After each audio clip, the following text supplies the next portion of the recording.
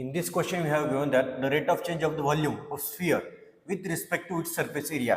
म्हणजे आता आपल्याला व्हॉल्यूम ऑफ स्फिअरचा rate with respect to surface एरियाचा रेट आपल्याला इथे विचारला आहे. तर अगोदर आपण व्हॉल्यूम ऑफ स्फिअरचा फॉर्म्युला घेऊ.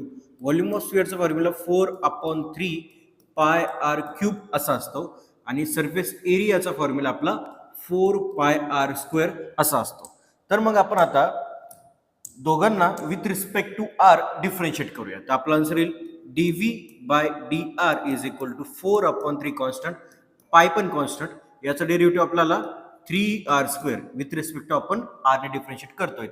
आणि dA/dr चा आपला आन्सर 4 पाय, आता इथे पॉवर फॉर्म्युला आपण अप्लाय केल्यानंतर 8 पाय r हे आपला आन्सर आलं याचं dA/dr चं.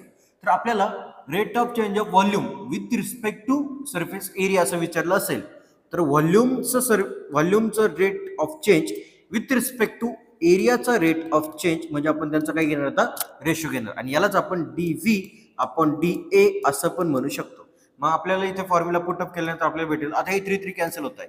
न्यूमरेटर आपला 4 पाय आर स्क्वेअर भेटला, डिनॉमिनेटरला आपल्याला 8 पाय आर भेटला. पाय गेट कॅन्सल, 4 2 जार 8, एक आर कॅन्सल झाला आणि आपल्याला r/2 हे आन्सर भेटलं. म्हणजे आता आपण इथे फॉर्म्युला तयार करून घेतला.